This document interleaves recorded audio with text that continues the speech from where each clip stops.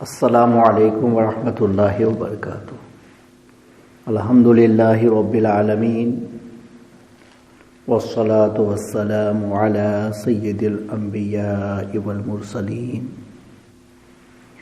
وعلی آلہ واصحابہ اجمعین، اما بعد فاعوذ باللہ من الشیطان الرجیم، بسم اللہ الرحمن الرحیم۔ شہر رمضان الذی انزل فیہ القرآن ھدی للناس وبینات من الھدی والفرقان، صدق اللہ مولانا العظیم۔ بارگاہ بیکس پناہ میں ہدیہ درود پیش فرمائیں۔ اللہم صلی علی سیدنا و مولانا محمد وبارک وسلم، صلاۃ و سلاما علیک یا رسول اللہ صلی اللہ تعالی علیہ وسلم۔ میرا آقا علیہ الصلوۃ والتسلیم کے پیارے دیوانوں، شعبان کا آج آخری روز ہے اور آئندہ کل سے رمضان شریف کا مقدس مہینہ شروع ہو جائے گا۔ قرآن پاک میں اللہ تبارک و تعالی نے رمضان شریف کے مقدس مہینے کا نام لے کر کے ذکر فرمایا ہے۔ یہ اس بات کی دلیل ہے کہ یہ بہت عظمت والا مہینہ ہے اور اس کو عظمتیں اس لیے دی گئی ہیں کہ اللہ تبارک و تعالی نے قرآن مجید فرقان حمید اس مہینے میں نازل فرمایا۔ یعنی سب سے پہلی مرتبہ قرآن مجید فرقان حمید کو اللہ تعالی نے لوح محفوظ سے پہلے آسمان پر بھیجا۔ یہ اس کا پہلا نزول ہے اور رسول اکرم علیہ الصلوۃ والتسلیم پر جو وحی آتی تھی وہ پھر اس قرآن سے لے کر کے پہلے آسمان سے لے کر کے وہ وحی حضور اکرم علیہ الصلوۃ والتسلیم پر پیش کی جاتی تھی حضرت جبریل امین کے ذریعہ۔ تو وہ 23 سال میں ہوا۔ تو جو آہستہ آہستہ اس کو اتارا گیا وہ 23 سال میں ہوا۔ اس کو تنزیل کہا جاتا ہے۔ تو تنزیل کا معنی رفتہ رفتہ اتارنا، آہستہ آہستہ اتارنا، ضرورت کے بقدر اتارنا، تو وہ تنزیل ہے۔ اِنَّا نَحْنُ نَزَّلْنَا الذِّكْرَ، قرآن پاک میں نزلنا یہ تنزیل سے بنا ہے، یعنی آہستہ آہستہ اتارنا۔ وَإِنَّا أَنزَلْنَاهُ فِي لَيْلَةِ الْقَدْرِ، ہم نے قرآن کو لیلۃ القدر میں اتارا، یہ یک بارگی۔ تو انزال کے معنی یک بارگی اتارنا اور تنزیل کے معنی ہوتا ہے آہستہ آہستہ اتارنا۔ تو پہلے آسمان سے ہمارے نبی کے پاس میں قرآن کی وحی ضرورت کے مطابق آتی رہی، تو وہ 23 سال میں مکمل ہوئی اور اللہ تعالی نے لوح محفوظ سے قرآن کو اتارا پہلے آسمان پر۔ تو اس کو بیت العزت کہا جاتا ہے، جہاں پہلے آسمان میں قرآن پاک کو رکھا گیا اس کو بیت العزت کہتے ہیں۔ قرآن مجید فرقان حمید کو وہاں رکھا گیا۔ تو یہ پہلا نزول ہے۔ یہ علماء تفسیر کے کہنے کے مطابق 24 رمضان کو ہوا تھا، یعنی 24ویں رات تھی رمضان شریف کی، اور اس میں قرآن مجید فرقان حمید کو لوح محفوظ سے آسمان دنیا کے اوپر پہنچایا گیا تھا۔ تو اس لیے قرآن نے کہا اِنَّا أَنزَلْنَاهُ فِي لَيْلَةِ الْقَدْرِ، یعنی اس رات کو اللہ نے لیلۃ القدر اس لیے فرمایا کہ اللہ نے قرآن اس میں اتارا۔ تو قرآن کے نزول کی برکت کی وجہ سے اللہ نے اس رات کو ہم لوگوں کے لیے بطور تحفہ عطا فرمایا کہ رمضان شریف کے مقدس مہینے میں آخری 10 دنوں میں اللہ نے اس مقدس رات کو رکھا جو بدلتی رہتی ہے، اور آخری 10 دنوں میں اس کو تلاشنا چاہیے۔ جو اس رات میں اللہ کی عبادت کرتا ہے اللہ تعالیٰ اس کو 1000 مہینوں سے زیادہ عبادت کا ثواب عطا فرماتا ہے ایک رات میں۔ اتنا ثواب کیسے ہو گیا کہ ایک رات کی عبادت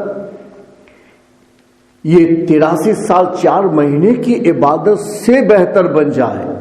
تو یہ تو ہماری پوری دنیا کی ایک زندگی ہے کہ اتنے سال لوگ زیادہ سے زیادہ جی پاتے، اس سے زیادہ تو جیتے بھی نہیں ہیں۔ گویا کہ ہماری ہول لائف کی جو عبادت ہے، ورشپ ہے، وہ ایک پلے میں رکھو اور دوسرے پلے میں لیلۃ القدر کی عبادت کو رکھا جائے تو اس کا پلہ بھاری ہو جائے گا، اس لیے کہ اللہ نے اپنا مقدس کلام اس رات کے اندر اتارا ہے۔ اللہ کے مقدس کلام کی عزت کرنی چاہیے، اس کی رسپیکٹ کرنی چاہیے، اور آپ کے سامنے قرآن ہو تو آپ کی حالت ایسی ہونی چاہیے کہ دنیا کو دیکھ کر پتہ چلے کہ مسلمان اس وقت اتنا زیادہ محتاط اور باادب اس لیے ہے کہ اس کے سامنے اللہ کی مقدس کتاب رکھی ہوئی ہے۔ مگر آج کل ایسا نہیں ہے۔ اب کیا ہے کہ ہم لوگ دوسری چیزوں کی تو عزت کر لیتے ہیں، اسلام سے متعلق کوئی بھی ہو سب کی عزت کرنی چاہیے، مگر قرآن مجید فرقان حمید یہ اللہ کی مقدس کتاب ہے، اس سے زیادہ عظمت کسی اور کو حاصل نہیں ہو سکتی ہے، چونکہ اللہ کا کلام ہے تو اس کی سب سے زیادہ ہم لوگوں کو عزت کرنی چاہیے۔ حالانکہ ایسا نہیں ہے، اب لوگوں کے ہاتھ میں قرآن ہوتا ہے، ان کو پتہ بھی نہیں ہوتا ہے کہ یہ قرآن ہے، مجھے کیسی عزت کرنی چاہیے۔ بچوں کو قرآن دو تو لٹکا کے چلتے ہیں، پتہ بھی نہیں چلتا ہے کہ وہ عام بک کو لے کے چل رہا ہے یا اللہ کی مقدس کتاب کو لے کر کے چلتا ہے۔ حالانکہ اب کمپیئر میں دیکھو نا، دوسرے مذہب کے لوگ اپنی کتابوں کی زیادہ عزت کرتے نظر آتے ہیں ہم لوگوں کے مقابلے میں، حالانکہ ہمارا قرآن تو یعنی انڈاؤٹلی اللہ کی کتاب ہے، ذالک الکتاب لا ریب فیہ، اس کتاب میں کوئی ڈاؤٹ نہیں ہے، اللہ کی مقدس کتاب ہے، تو ہمیں سب سے زیادہ اس کی عزت کرنی چاہیے، بجائے اس کی دوسرے لوگ عزت کر رہے ہیں اور ہم لوگوں کے یہاں دیکھتے ہیں کہ کوئی عزت نظر نہیں آ رہی ہے۔ تو ایسا نہیں ہونا چاہیے، ہمارے ایمان کی کمزوری کی دلیل ہے، ہمارا دل متقی نہیں ہے کہ قرآن میں فرمایا وَمَن يُعَظِّمْ شَعَائِرَ اللَّهِ فَإِنَّهَا مِن تَقْوَى الْقُلُوبِ، کہ اللہ کے شعائر کی جو عزت کرے گا تو یہ دلوں کا تقویٰ ہے، کہ دل اچھا ہوتا ہے، دل پکا مسلمان ہوتا ہے، دل متقی و پرہیزگار ہوتا ہے تو یہ آداب سکھائے نہیں جاتے، خود آ جاتے، اس لیے کہ وہ متقی ہے اور فیصلہ اسی کو کرنا ہے۔ اور اگر ہمارا عمل غلط جا رہا ہے تو اس کا مطلب یہ ہوا کہ اندر کا جو ہمارا ہے نا اس کا فیصلہ صحیح نہیں ہے، اس وجہ سے یہ دل کا تقویٰ ہے کہ قرآن کی رسپیکٹ سکھائی نہیں جاتی ہے، اہل ایمان کو یہ رسپیکٹ اپنے دل کی آواز سے از خود حاصل ہو جاتی ہے۔ قرآن کی عزت کرنا سیکھو، اس سے بلند جگہ پر مت بیٹھو، باادب قرآن کی تلاوت کرو، عزت کے ساتھ میں قرآن کو پکڑو، عزت کی جگہ پر قرآن کو رکھو، قرآن کے اوپر کسی اور کتاب کو نہ رکھو، اگر بہت ساری کتابیں ہیں تو ٹاپ پر قرآن پاک کو رکھو، قرآن رکھا ہے تو اپنے پاؤں کو اس سے بلند مت کرو، اپنی بیٹھک کو اس سے اوپر مت کرو، قرآن کی جانب اپنے پاؤں مت پھیلاؤ، قرآن کی جانب اپنی پیٹھ مت کرو۔ رسپیکٹ، عزت بہت ضروری ہے، تلاوت سے بھی زیادہ اہمیت عزت کی ہے، کہ تلاوت تو بعد میں کی جائے گی نا، پہلے ادب چاہیے۔ اگر تمہارے پاس میں اللہ کی کتاب کا ادب ہی نہیں تو کیا پڑھ رہے ہو تم، کس چیز کی تلاوت کر رہے ہو تم؟ تو تلاوت سے پہلے ادب چاہیے، ادب کے ساتھ میں قرآن پکڑا بھی جائے، رکھا بھی جائے، پڑھا بھی جائے اور پورے باوقار کے ساتھ میں پڑھا جائے۔ میں آپ کو بتاؤں کہ جو دوسرے لوگ کرتے ہیں وہ اپنی کتابوں کے ساتھ میں جیسے میں نے یہ سکھ لوگوں کے بارے میں دیکھا کہ ان کے پاس میں جو ان کی کتاب ہے تو وہ لوگ اس کی اتنی عزت کرتے ہیں کہ اس پر مکھی کو بھی نہیں بیٹھنے دیتے. وہ وہاں پنکھا جھیلتے رہتے ہیں کہ کوئی مکھی نہ بیٹھنے پائے اور کوئی چیز اس پر نہ لگنے پائے. اس کی پوری عزت کرتے ہیں اور پھر وہ لوگ اس کو کھولتے ہیں اور پھر وہ لوگ اس کو پڑھتے ہیں. ان کی کتابیں وہ جانے. مگر میں یہ کہنا چاہتا ہوں کہ دوسرے لوگ اپنے دھرم کی کتابوں کو اتنی عزت دیتے ہیں اور یہ قرآن ہے کہ اللہ کے نزدیک اتنا مقدس ہے کہ جس رات میں اتارا اس رات کو اللہ نے اتنا بہتر بنا دیا کہ اس ایک رات کی عبادت آپ کے لیے 1000 مہینوں سے زیادہ خدا کی بارگاہ میں فضیلت رکھتی ہے. تو یہ قرآن کتنا مقدس ہوگا کہ اس کی نسبت سے رات کو اتنی عزت مل جائے.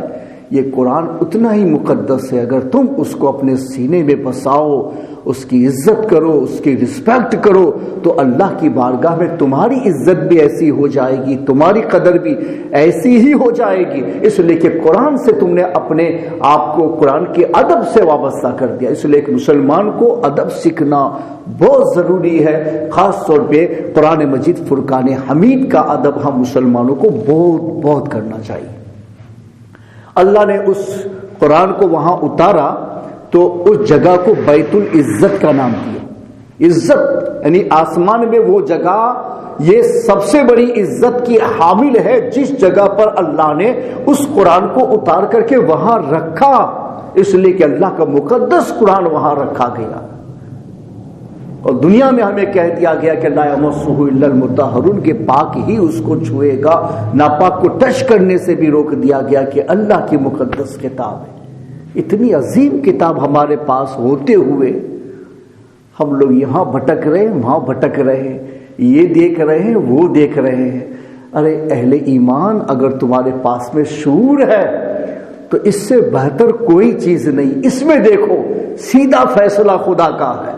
ایسا ہی کہہ لو کہ بھائی تم اللہ سے بات کر رہے ہو، قرآن کی تلاوت کرو، اللہ سے بات ہو رہی ہے. بھائی ہم اللہ سے پوچھو اللہ یہ کیا کرنا ہے، کیا نہیں کرنا ہے، کیا تیری رضا کا ہے، کیا تیری ناراضگی کا ہے، میں تجھے کیسے راضی کر سکتا ہوں، تیری ناراضگی سے کیسے بچ سکتا ہوں، جنت کیسے پا سکتا ہوں، تیری خوشی کیسے پا سکتا ہوں، نعمتیں کیسے پا سکتا ہوں. اس ساری چیزوں کا جواب قرآن میں لکھا ہوا موجود ہے. وہ سیدھی گفتگو اللہ کے ساتھ میں ہوتی ہے. تم سوال کرتے جاؤ، جواب ملتا جائے. تو آپ کی زندگی کے ہزاروں اور لاکھوں سوالوں کا جواب اس قرآن میں رکھا ہوا ہے. مگر ہمارے پاس میں وقت نہیں ہے کہ ہم اس میں غور کریں اور اس میں دیکھیں جس میں سیدھی بات اللہ تعالیٰ سے ہماری ہو جاتی ہے. یہ ہماری کمی ہے، یہ ہمارے دلوں کے تقوی کی کمی ہے. اس وجہ سے ہم اس پر توجہ نہیں کر پاتے. رمضان شریف کے مقدس مہینے میں جب قرآن اتارا گیا تو ہم مسلمانوں کا بھی یہ حق ہے سب سے زیادہ کہ رمضان شریف میں ہم زیادہ سے زیادہ قرآن مجید فرقان حمید کی تلاوت کریں، زیادہ تلاوت کریں. اور بن سکے تو دوسرے اوقات میں درود شریف پڑھے، کلمہ شہادت پڑھے، استغفار کرے کہ ہمارے آقا و مولا صلی اللہ علیہ وسلم نے ارشاد فرمایا کہ رمضان شریف کے مقدس مہینے میں 4 چیزیں ہیں جس میں 2 اللہ کو راضی کرنے کے لیے ہیں اور 2 تمہاری اپنی ضرورت کی ہیں. فرما وہ 2 چیزیں جو اللہ کو راضی کرنے کے لیے ہے وہ کلمہ شہادت ہے کہ اشہد ان لا الہ الا اللہ و اشہد ان محمد عبدہ و رسولہ، اس کو پڑھا جائے اس مقدس مہینے میں. اور فرما دوسرا یہ ہے کہ تم استغفار کرو، مغفرت کی دعا بکثرت کرو، مغفرت کی مانگ بکثرت کرو، گناہوں کی معافی بکثرت کرو. یہ 2 چیزیں ہیں جو اللہ کو راضی کرے گی اس مہینے میں. تو ہمارے آقا نے ارشاد فرما دے کہ اللہ کو راضی کرنے کے لیے کلمہ شہادت بکثرت پڑھنا چاہیے اور استغفار بکثرت کرنا چاہیے. یہ حدیث کا یہ پہلا حصہ. اور دوسرا حصہ حدیث کا یہ ہے کہ 2 چیزیں تمہاری ضرورت کی ہیں. ان میں سے ایک یہ ہے کہ اللہ سے جنت مانگو، اور جہنم سے پناہ مانگو کہ اللہ ہمیں جنت عطا فرما اور جہنم سے ہم سب کو بچا لے. اللہم اجرنا من النار، یا اللہ ہمیں جہنم سے بچا. تو جنت کی مانگ کرو اور جہنم سے بچنے کی دعا کرو. یہ دونوں چیزیں آپ کے لیے ضرورت کی ہے کہ ایک سے بچ گئے اور دوسرے میں چلے گئے، آپ کے لیے کامیابی ہے. فمن زحزح عن النار وادخل الجنت فقد فاز، کہ جس کو جہنم سے بچا لیا گیا اور وہ جنت میں داخل کر دیا گیا وہ کامیاب ہو گیا. جہنم سے بچنا، جنت میں چلا جانا، یہی کامیابی ہے. اور اسی کامیابی کو حاصل کرنے کے لیے ہی ہمیں دنیا میں بھیجا گیا ہے. اگر یہ کامیابی حاصل کرنا مقصود نہ ہوتا تو دنیا میں آنا اور دنیا کا وجود ہمارا ہوتا بھی نہیں. مگر ہمیں دنیا میں بھیجا گیا ہے کہ اب اعمال کے ذریعے سے، نیک اعمال کے ذریعے سے، عبادتوں کے ذریعے سے، اللہ اور رسول نے جو باتیں بتائی ہیں ان پر عمل کے ذریعے سے اب اللہ کی جنت کو حاصل کرو. تو جنت کا حاصل کرنا اسی وقت ہوگا جب جہنم سے بچنا پایا جائے. تو جو چیزیں جہنم میں لے جانے والی ہیں پہلے اس کو سٹاپ کرو. جنت آپ کو مل جائے گی. نماز نہ پڑھو تو جہنم میں جاؤ، اس کا مطلب پڑھو جہنم سے بچ جاؤ گے. رمضان شریف کے روزے نہ رکھو بلا عذر شرعی کے تو جہنم میں جاؤ گے. تو رکھو، جہنم سے بچ جاؤ گے. اپنے مال کی زکوٰۃ ادا نہ کرو تو جہنم میں جاؤ گے. بچنا ہے تو ادا کرو تو جنت میں جاؤ گے. حج آپ پر فرض ہے اور نہیں کرو گے تو جہنم میں جاؤ گے. بچنا ہے تو حج کرو تو جنت میں چلے جاؤ گے. اس طریقے سے حرام چیزیں ہیں ان سے بچنے کو کہا گیا ہے. تو یہ سب چیزیں کیجئے تو ایک جانب جنت ملے گی تو دوسرے جانب جہنم سے بچا لیا جائے گا. اگر جہنم سے بچا لیا گیا اور جنت آپ کو مل گئی تو سمجھو آپ کامیاب ہو گئے کہ ہمارا مقصد پورا ہو گیا کہ ہم جس جگہ کے لیے ہمیں دنیا میں بھیجا تھا کہ ورشپ کر کے اپنے اصل پلیس کو حاصل کر لو تو وہ ہم نے حاصل کر لیا. تو کامیابی وہ ہے. اور آج ہم کامیابی کسی اور کو سمجھ بیٹھے. ہمارے سارے اوقات دنیا کے پیچھے جاتے ہیں اور سارا جو ہمارا دماغ ہے اس کی سوچ جو ہے وہ صرف دنیا کی طرف ہوتی ہے، دین کی طرف بہت کم ہوتی ہے. حالانکہ کم سے کم جو اگر برابر سرابر کا مسئلہ کرنا ہونا تو اتنا بھی سوچو کہ بھائی جتنا ہم دنیا کے لیے جا رہے اتنا ہم دین کے لیے بھی آگے بڑھے. تو کم سے کم برابر تو ہو جائے نا کہ بھائی جتنا ٹائم ہم نے دنیا کے لیے لگایا اتنا ٹائم ہم نے اللہ کے دین کے لیے بھی لگایا تو یہ برابر ہوا. دن میں پورے دن کے 24 گھنٹے ہیں تو 8 گھنٹے تو آپ سونے میں لگا دیتے تو رہا کتنا؟ پھر وہ 16 گھنٹے رہ گئے. تو 16 گھنٹے کے اندر اب تم موازنہ کرو، اس کا اسکیل کے اوپر رکھو اپنے ٹائم کو اور دونوں کو برابر کر دو. ہونا تو یہ چاہیے تھا کہ نہیں، دین کے لیے میں جو ٹائم لگاؤں نا وہ زیادہ ہو، دنیا میں لگاؤ اس سے. تو یہ میرے دین کے ساتھ میں یہ میرا جو فیصلہ ہے وہ سب سے بہتر فیصلہ ہے کہ میں نے وہ دین اور دنیا کو سامنے رکھا. تو اس کو میں نے صرف اپنی ضرورت سمجھا اور اس کو میں نے اپنا مقصد سمجھا تو میں نے اس کو ٹاپ پہ رکھا. زیادہ وقت لگا دنیا کے لیے کم.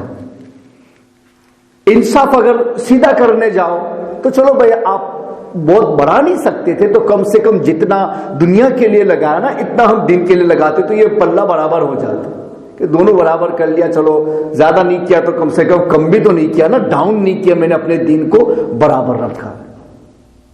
یہ اور تیسرا یہ ہے دین کے لیے کم وقت لگاؤ اور دنیا کے لیے زیادہ وقت لگاؤ تو جو ہماری ایک ضرورت ہے، مقصد ہے بھی نہیں، تو اس کے پیچھے ہمارا زیادہ ٹائم لگ گیا اور جو ہمارا مقصد ہے اس کے پیچھے ہم نے ٹائم کم لگایا.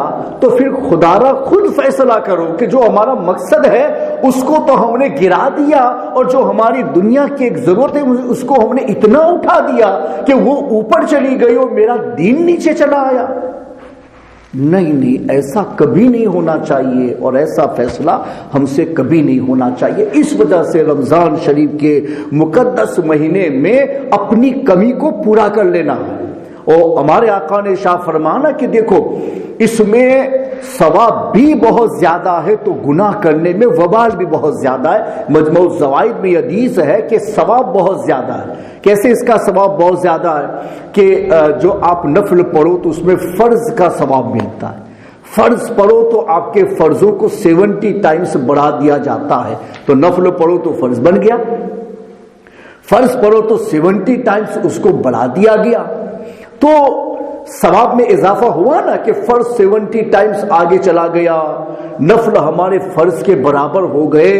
تو اس مقدس مہینے میں جتنی نفل ہم کریں گے نا وہ سب فرض کے برابر ہو جائیں گے، نو اونلی نماز بلکہ آپ نوافل وغیرہ کے علاوہ دوسرے ذکر و اذکار کو بھی اگر کیے جاؤ نا تو وہ ثواب کے اندر آپ کے لیے فرض کا درجہ رکھتے ہیں، اس کا ثواب اتنا بڑھا دیا جاتا ہے، اتنا بڑھا دیا جاتا ہے۔ پھر بھی اگر ہم اپنے وقت کی قدر نہ کر سکے، اللہ نے اتنا دینے کا وعدہ کیا ہو پھر بھی ہم اپنا ٹائم اس کے پیچھے نہ لگا سکے تو یہ ناظرین ہمارے دل کے تقوی کی کمی ہے۔ اس مقدس مہینے کا ہمیں احترام کرنا ہے۔ تو رحمت کے دروازے کھول دیے جاتے ہیں، جنت کے دروازے کھول دیے جاتے ہیں، جہنم کے دروازے پورے مہینے کے لیے بند کر دیے جاتے ہیں۔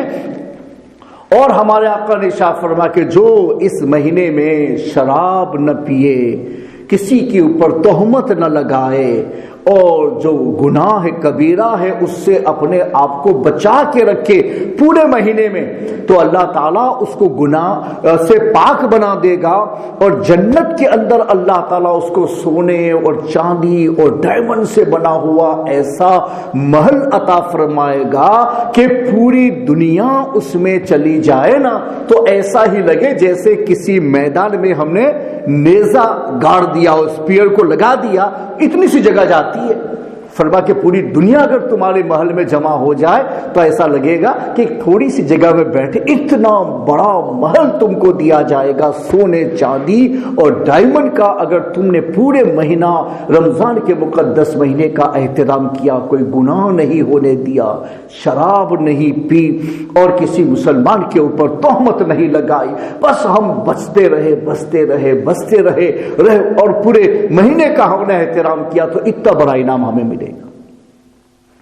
اور ہمارے آقا نے ارشاد فرمایا کہ تم نے ایسا نہیں کیا، اس کا احترام نہیں کیا، اس کی رسپیکٹ نہیں کی، اس میں کسی نے شراب پی لی، کسی نے کسی پر تہمت لگا دی یا کوئی بڑا گناہ تم نے کر لیا، تو ہمارے آقا ارشاد فرماتے ہیں اب یہ گناہ اس کا نحوست بن کے پورے سال اس کے ساتھ میں رہے گا کہ اب کوئی بھی نیک عمل کرے گا تو اللہ اس کے نیک عمل کو اپنی بارگاہ میں قبول نہیں کرے گا۔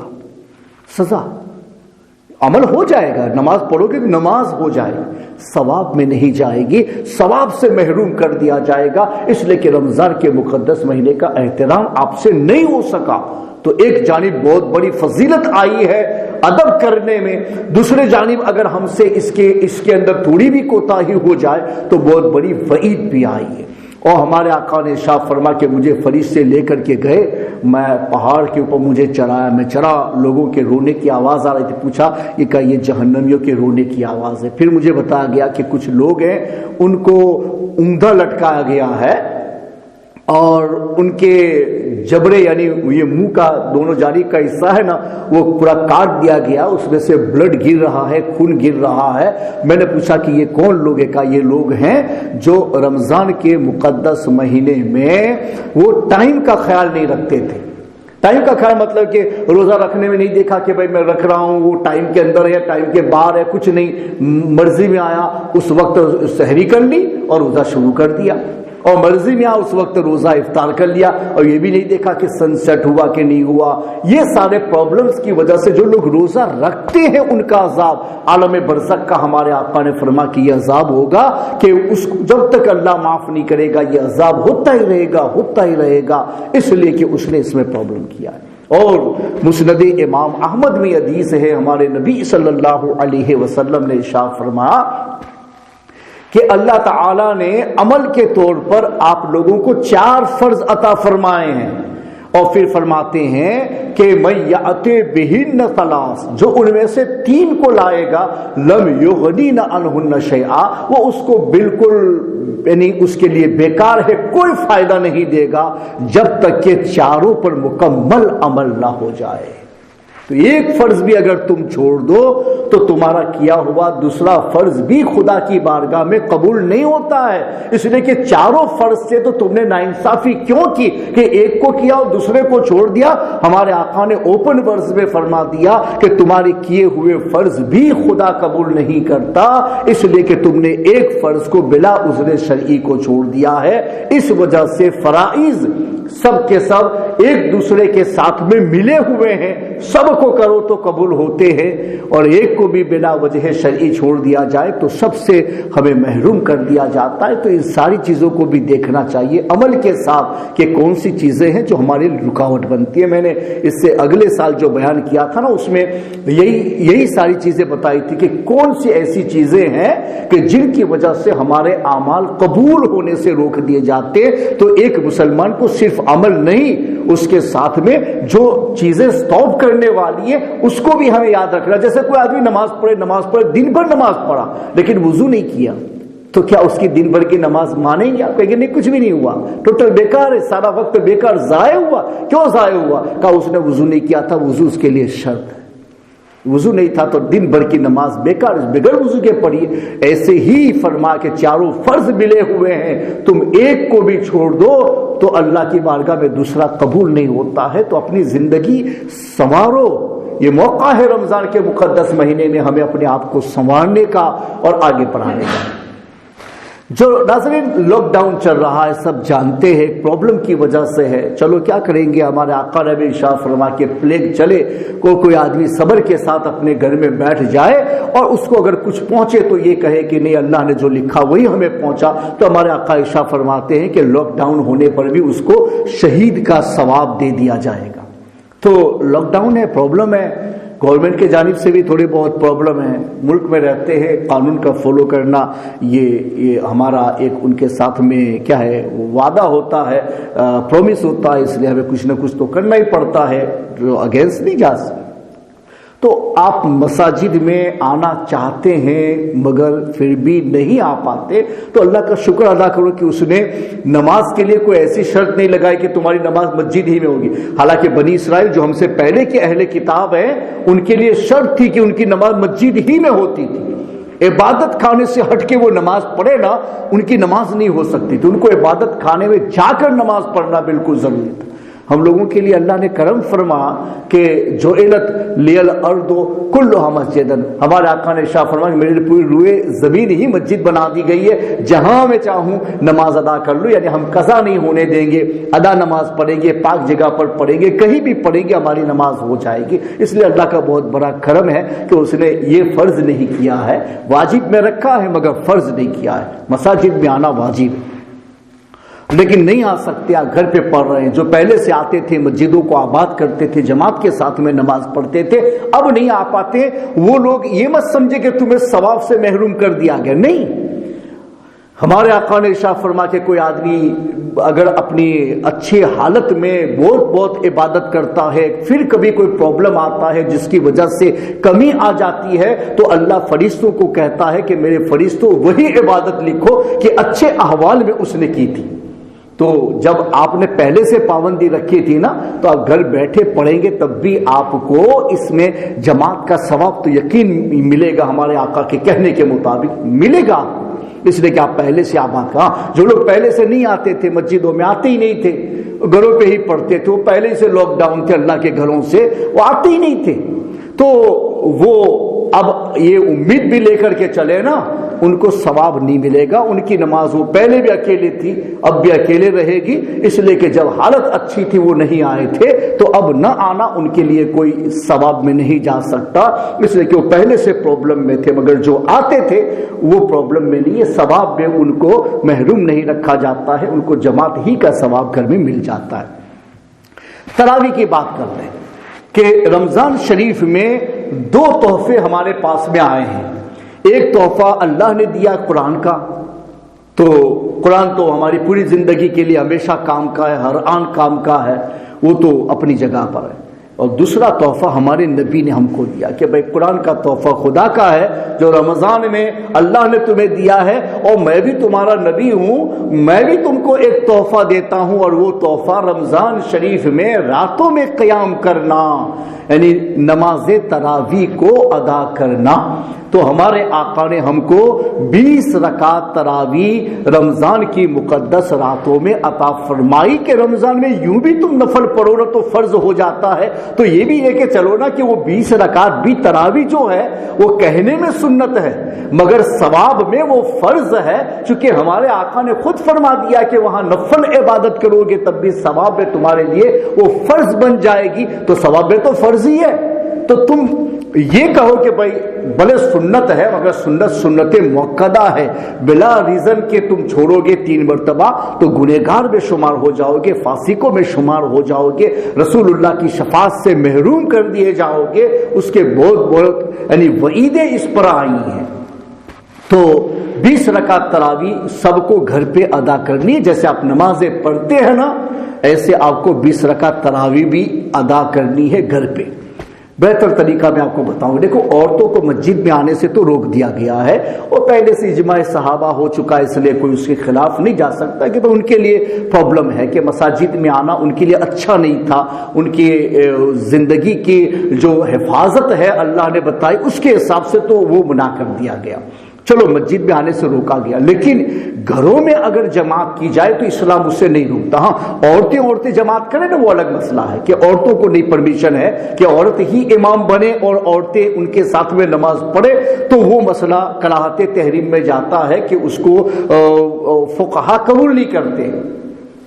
لیکن آپ گھر میں ہیں, آپ گھر میں نماز پڑھیں گے تراویح کی تو آپ خود جماعت کر سکتے ہیں. بھائی گھر میں ایک ہمارے سارے بچے الحمدللہ مدرسوں میں آئے ہیں, سب بالغ ہیں اور پڑھے لکھے ہیں, کوئی بھی ایسا نہیں ہے کہ جس کو نماز پڑھنا نہیں آتا ہے. الحمدللہ مخارج وغیرہ کے ساتھ ہی ہم تو یہاں ہمارے مدرسوں میں پڑھایا جاتا ہے. الحمدللہ کہ ہمارے انگلینڈ میں مدرسوں میں پڑھنے والا کوئی بچہ مخرج سے بھی خالی نہیں ہو سکتا ہے. پورا سیٹنگ الحمدللہ ہر جگہ پر صحیح چل رہا ہے. اس لیے آپ اپنے بچوں کو بھی موقع دو, اگر وہ بالغ ہے تو اس کو آگے بڑھاؤ. چلو بیٹے تم پڑھاؤ, تمہارے پیچھے ہم پڑھتے ہیں. تو مرد لوگ جو لڑکے ہیں وہ سب ہے وہ امام کے پیچھے سب بنائے, اور عورتیں ہیں وہ بالکل آخر میں بنائے. تو ایسا, یا اگر روم چھوٹا ہے تو بیچ میں تھوڑا سا ڈسٹنس رکھے کہ مرد کی ایک صف ادھر ہو تو تھوڑا گیپ کرنے کے بعد میں پھر اس جانب میں عورتوں کی صف لگے اور اس کے بعد میں نماز پڑھے. امام کے لیے شرط اتنی ہوگی کہ وہ عورتوں کی بھی نیت کر لے گا کہ بھائی میرے ساتھ میں ہمارے گھر کی عورتیں بھی نماز میں شریک ہیں, تو آپ فرض میں بھی ان کو امامت میں شریک کر سکتے ہیں. ایسا نہیں کہ صرف نفل میں سنت میں بلکہ فرض میں بھی شریک کر سکتے ہو. تو گھر میں آپ ایسا کر سکتے ہیں. مسجد میں عورتوں کو آنے سے منع کیا, گھر میں جماعت سے روکا نہیں گیا. تو مرد اگر پڑھاتا ہے تو گھر کی عورتیں ان کے ساتھ میں شریک ہو سکتی ہیں. تو آپ لوگ ایسا کر لو.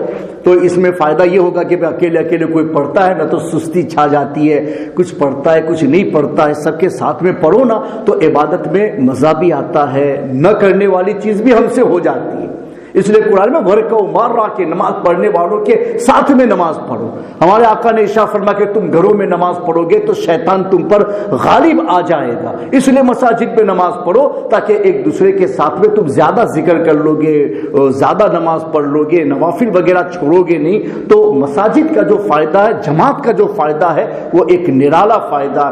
اس وجہ سے ہمارے مسجد میں نہیں آتے ہیں تو ایک جماعت ہماری ہے کہ مسجد میں جو ہمارے بچے ہیں کچھ وہ اپنی سنت مسجد کی ادا کرنے کے لیے وہ یہاں پڑھیں گے, لیکن گھر کا نہیں بھولنا ہے. یہاں مسجد کا فالو کوئی نہیں کر سکتا. اتنا یاد رکھے کہ گھر پہ جو آپ نماز پڑھتے اس میں مسجد کی نماز کا فالو نہیں کر سکتے, نماز ہوتی ہی نہیں ہے. اس لیے وہ آپ چاہے اسکینر بند کر دو کوئی بات نہیں, مگر مسجد کا جو ہمارا روٹین ہے اس کو برقرار رکھنے کے لیے یہاں کا کام یہاں ہوگا. آپ سب کو گھروں کے اندر یہ کام کرنا ہے. جب تک لاک ڈاؤن نہیں کھلتا ہے وہاں تک ہم لوگوں کو یہ کام کرنا ہے. تو گھر میں بھی تو الحمدللہ عورتوں کو بھی اچھا لگے گا کہ اب تک تو وہ اکیلے پڑھتی تھی نا, اب آپ لوگ امامت وہاں کریں گے تو آپ کے گھر کی عورتوں کو بھی جماعت میں شریک ہونے کا فائدہ مل جائے گا. تو مجھے امید ہے کہ آپ لوگ یہ بات سمجھ رہے ہوں گے. پھر بھی اگر کسی مسئلے میں آپ کو ڈیفیکلٹی ہو, تھوڑا سا شبہ رہ جائے, تو بعد میں ہمارے گھر پہ فون کر کے بھی ہم سے پوچھ لیجئے گا. لیکن ہمیں کام کرنا, اور یہ بھی وبا کا زمانہ چل رہا ہے, پلیگ کا زمانہ چل رہا ہے, اور اس وقت ہمیں زیادہ کیئرفل ہونے کی ضرورت ہے کہ اللہ کے مقدس چیزوں کا احترام چھوڑ دیا جائے اور اس طرح کی چیزوں میں پرابلم لائے جائے. تو اس کی وجہ سے ایسا ہوتا ہے, اور پھر یہ پلیگ وغیرہ گناہوں کی وجہ سے آتے ہیں, نافرمانیوں کی وجہ سے آتے ہیں. لوگ کیا ہے, بگ ہیڈ بن جاتے ہیں, تو پھر ان کو ریالٹی بتانے کے لیے یہ ساری چیزیں آتی ہیں, مگر پھر وہ آتی ہے تو نہیں دیکھتی ہے کہ کس کو لے جانا کس کو نہیں لے جانا ہے. وہ تو ایک ایسے ہی ہے جیسے فلڈ آئے نا تو سب کو لے کر کے چلا جاتا ہے. ہمارے آقا نے فرما کہ گناہ کرنے والے گناہ کرتے ہیں اور لوگ اسے روکے نا تو پھر اللہ کا عذاب آتا ہے, تو وہ عذاب دیکھتا نہیں ہے کہ کس کو لے جانا ہے. وہ گنہگار کو بھی لے جاتا ہے اور اچھوں کو بھی لے جاتا ہے, لیکن بھلے اچھوں کو ثواب مل جائے گا لیکن آتا سب پر ہے. اس وجہ سے اس خاص کر کے اس رمضان کے مقدس مہینے میں ہم لوگوں کو بہت کیئرفل رہنا ہے, بہت ہم لوگوں کو عبادت کرنی ہے, اپنے گناہوں کی معافی مانگنی ہے. جو ذکر ہم آپ کو بتائیں گے اس ذکر کی بھی آپ کو پابندی کرنی ہے, ساتھ میں قرآن کی تلاوت بھی کرنی ہے. تو انشاءاللہ آپ جو کچھ قرآن کی تلاوت سے پڑھیں گے, یہ نہیں کہ میں خود بھی بک سکتے, یہاں لانے کا مقصد یہ ہوتا ہے انکریز کرنا, آپ کے دل میں پمپنگ کرنا کہ اس میں ایک لوگوں کا شوق بڑھتا ہے. قرآن ہے فاستبقوا الخیرات, نیکی میں آگے بڑھو, نیکی میں کمپٹیشن کرو, نیکی میں ایک دوسرے سے اوپر نیچے ہونے کی ٹرائی کرو. تو قرآن نے خود ہمیں سکھا مسابقت کرنے کے لیے. تو یہ نام ظاہر کرنا نہیں ہوتا ہے بلکہ ایک دوسرے کو شوق پیدا ہوتا ہے. بھائی فلاں نے 10 مرتبہ یاسین شریف پڑھ کے بھیجا, میں نے نہیں پڑھا تو آپ بھی پڑھیں گے اور بھیجیں گے تو ثواب بھی آگے نکل گئے نا. کہ دکھلاوا نہیں ہوتا ہے. ان تبدوا الصدقات فنعما ہی وان تخفوها فهو خیر لکم. قرآن نے فرمایا کہ اگر تم صدقہ دو اور اس کو ظاہر کرو بہت اچھا ہے, فنعما ہی بہت اچھا ہے. اور پھر فرما کہ اگر تم چھپاؤ یہ بھی تمہارے حق میں بہتر ہے. اللہ نے دونوں کہہ دیا, چھپا بھی سکتے ہو ظاہر بھی کر سکتے ہو, لیکن ظاہر کو کہا فنعما ہی, تو کتنا اچھا ہے کہ تم نے اللہ کے راستے میں دیا اور لوگوں کو بتایا, تو لوگوں کو بھی شوق پیدا ہوا کہ وہ دیتا ہے تو میں کیوں نہ دوں. تو تمہارے ساتھ میں ہزاروں اور شریک ہو گئے. تو کبھی کبھی ظاہر کرنا اتنا بڑا فائدہ رکھتا ہے کہ وہ ہزاروں کے لیے رہنمائی کا باعث بن جاتا ہے. اس وجہ سے یہ مت کہو کہ نیت پر ہے کہ تم کس نیت سے ظاہر کرتے ہو, کس نیت سے دکھاتے ہو. نیت اگر تمہاری صحیح ہے نا تو لوگوں کے کہنے سے کچھ نہیں ہوتا ہے, فائدہ ہوتا ہے. یہ نیت کر لو کہ میں تبلیغ کر رہا ہوں دین کی, میں میسج پہنچا رہا ہوں دین کا کہ میں نے پڑھا تم بھی پڑھو, میں نے پڑھا تم بھی پڑھو, تو تمہیں ثواب ملے گا, دوسرے پڑھیں گے اس کا بھی ثواب آپ کو مل جائے گا. تو ہر جمعہ کو آپ نے جو کچھ قرآن سے پڑھا ہو وہ ساری صورتیں, وہ جو کچھ آپ لکھائیں گے تو انشاءاللہ وہ جمعہ کے دن جو ہے نا وہ اس کا سب کی طرف سے ہم لوگ سب مسلمانوں کو ایصال ثواب کریں گے. باقی جو ذکر آپ کو دیا جائے گا نا وہ آپ کو جو اوور ٹائم جب ملے قرآن شریف کی تلاوت کے علاوہ تو اس میں ضرور پڑھیے گا اور بھیجیے گا, تاکہ جس طرح سے ہمارا یہ معمول چلتا ہے تو وہ معمول کے مطابق اس کو بھی ہم پیش کریں گے. ذکر اور دعا ہی ہمیں بچا سکتی ہے, یہی ہمارا بہترین علاج ہے. اسی کے ذریعے سے ہم اللہ کی رحمت کو دعوت دے سکتے ہیں. اور رمضان کا مقدس مہینہ اسی لیے ہمارے پاس میں آیا ہے کہ جو ہمارے سال بھر کی کمی ہے سب ہماری نیکیوں کی پوری ہو جائے. الحمدللہ ہم اتنی کوشش کریں گے. یہ لاک ڈاؤن کو لاک ڈاؤن نہیں سمجھیں گے, لاک ڈاؤن کو اللہ کی ایک نعمت سمجھ کر کے اس کے پورے اوقات سے پورا فائدہ انشاءاللہ ہم سب مل کر کے حاصل کریں گے. وما علینا الا البلاغ المبین. اب اذان ہوگی, سنت پڑھی جائے گی, اس کے بعد میں نماز ہوگی, اور پھر جو آپ کی تسبیحات وغیرہ جو آپ نے پڑھ کے بھیجی انشاءاللہ نماز کے بعد میں اس کو بیان کیا جائے گا, پھر اس پر سے دعا کی جائے گی. السلام علیکم ورحمۃ اللہ وبرکاتہ.